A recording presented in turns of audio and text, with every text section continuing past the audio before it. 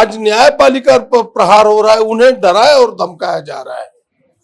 ED की तो बात ही छोड़ दो।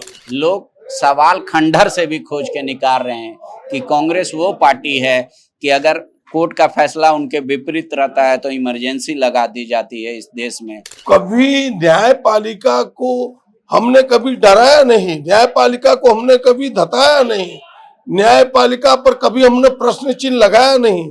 लेकिन जैसे ही मामला गांधी परिवार से जुड़ता है, कांग्रेस एग्रेसिव हो जाती है। तो सवाल उठता है ना, क्या कांग्रेस पार्टी सिर्फ गांधी परिवार के लिए अलग संविधान चाहती है या पूरे देश के लिए चाहती है कि न्याय हो?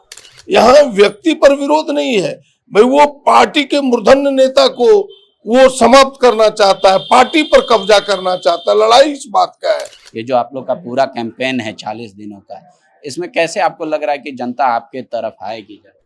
हमने कहा कि भाई दलित हो, पिछड़ा हो, आदिवासी हो, उनको जो हमने आरक्षण के तहत विशेष अधिकार दिया है, उस पर आज प्रश्न चिन्ह है। देश में सारे संवैधानिक संस्था पर संकट है, उनको मन मर्जी से सरकार, केंद्र की सरकार चला रही है, संविधान संकट में है। इसी बात को लेकर कांग्रेस लगातार संविधान बचाओ रैली कर रही है। अब लोगों के घर तक जाएगी और उनके अपने हक, अधिकार और संविधान की बातें बताएंगी। हमारे साथ विधायक दल के नेता प्रदीप यादव जी हैं।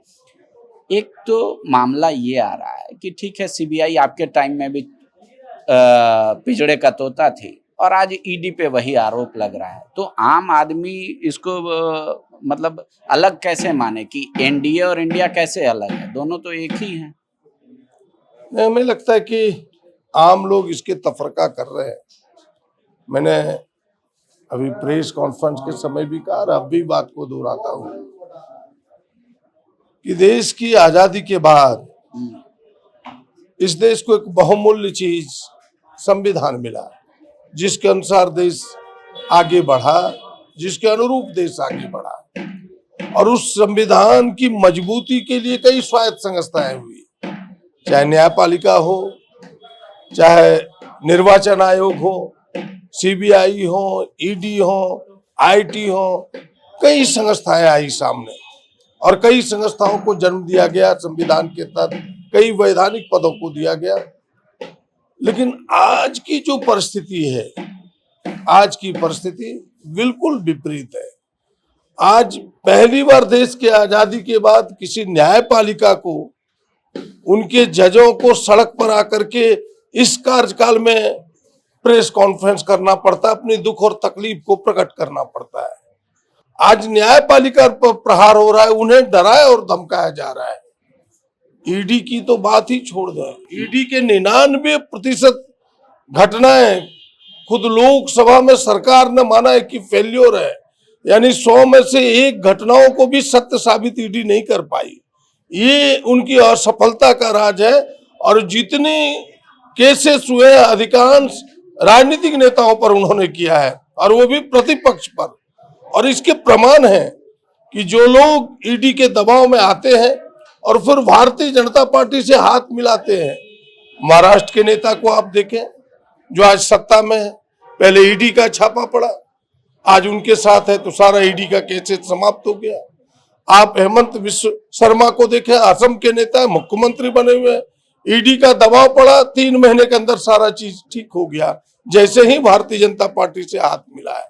एक एक चीजें स्पष्ट दिख रही है आईने में, ठीक है, इनका चेहरा क्या है। लेकिन जिस तरीके से आप बता रहे हैं पूरे आंकड़े के साथ, लोग सवाल खंडहर से भी खोज के निकाल रहे हैं कि कांग्रेस वो पार्टी है कि अगर कोर्ट का फैसला उनके विपरीत रहता है तो इमरजेंसी लगा दी जाती है इस देश में।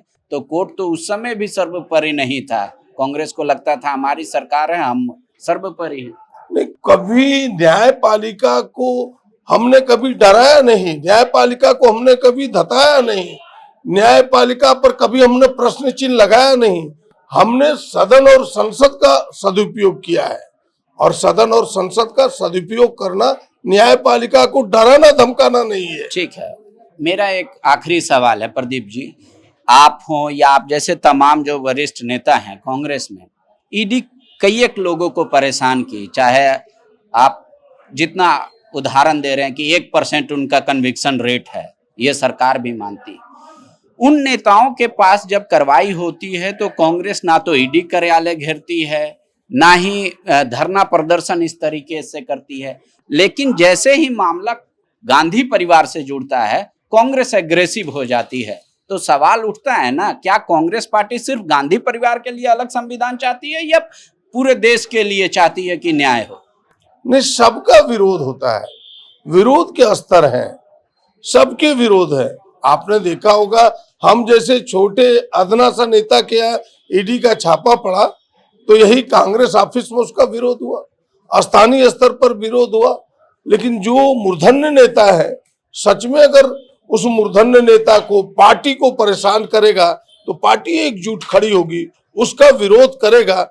यहाँ व्यक्ति पर विरोध नहीं है भाई, वो पार्टी के मूर्धन्य नेता को वो समाप्त करना चाहता है, पार्टी पर कब्जा करना चाहता है। लड़ाई इस बात का है। और अब लड़ाई केवल मूर्धन्य नेता से नहीं है, अब लड़ाई तो यह है कि यह देश बचेगा, यह संविधान बचेगा, उसकी लड़ाई है और उसमें पूरी पार्टी लगी हुई है। आम आदमी को कैसे आप लोग एक साथ इकट्ठा करेंगे? कह रहे हैं हम उनके डोर टू डोर जाएंगे, संविधान का हक अधिकार बताएंगे। ये जो आप लोग का पूरा कैंपेन है 40 दिनों का, इसमें कैसे आपको लग रहा है कि जनता आपके तरफ आएगी? देखिए, हमने पहले कहा, फिर उस बात को दोहराता हूं कि देश की आजादी के बाद हमने जो आम जनों को अधिकार देने का प्रयास किया, पहला हमने कहा कि भाई 19(1) के तहत आपको अपनी अभिव्यक्ति का अधिकार है, अपनी बातों को मर्यादा के तहत स्वच्छंद होकर कर सकते हैं। आज उस पर दबाव है। हमने कहा कि भाई दलित हो, पिछड़ा हो, आदिवासी हो, उनको जो हमने आरक्षण के तहत विशेष अधिकार दिया है, उस पर आज प्रश्न चिन्ह है। और उसको एक पर्दे के पीछे से आज निजीकरण करके वहां बिल्कुल समाप्त किया जा रहा है उनके आरक्षण को, उनके हक और अधिकार को। हम उसकी लड़ाई उन्हें ये बताने का प्रयास करेंगे। और खास करके आदिवासी दलितों को जो हमने विशेष अधिकार दिया, आपने देखा होगा 1989 का जो वह दलित आदिवासी उत्पीड़न बचाओ कानून है, उस कानून को भी 2018 में किस तरह से कमजोर करने का भारतीय जनता पार्टी ने प्रयास किया, तमाम मुद्दों को समेटते हुए। और इन बातों को जनता के बीच ले जाएंगे कि यह जो भारतीय जनता पार्टी की सरकार है, ये आपके हक अधिकार को छीनना चाहती है, संविधान के पन्नों को पलटना चाहती है। हमें लगता है कि जनता इन चीजों को समझेगी, असलियत को समझेगी और कांग्रेस के साथ खड़ी होकर के इस देश के संविधान के बचाने में अपना योगदान देगी। जहां 27 वर्षों के सफर में 17,000 से भी अधिक छात्रों ने डॉक्टर एवं इंजीनियर बनकर भरे सफलता की ऊंची उड़ान, जहां साधारण छात्र भी झारखंड टॉपर्स बनकर बना रहे इतिहास। दूरदर्शी शिक्षाविद श्री विपिन सिंह के मार्गदर्शन में मेडिकल एवं इंजीनियरिंग के लाखों छात्रों के लिए आशा की किरण के रूप में गोल, नेशंस लीडिंग इंस्टीट्यूट।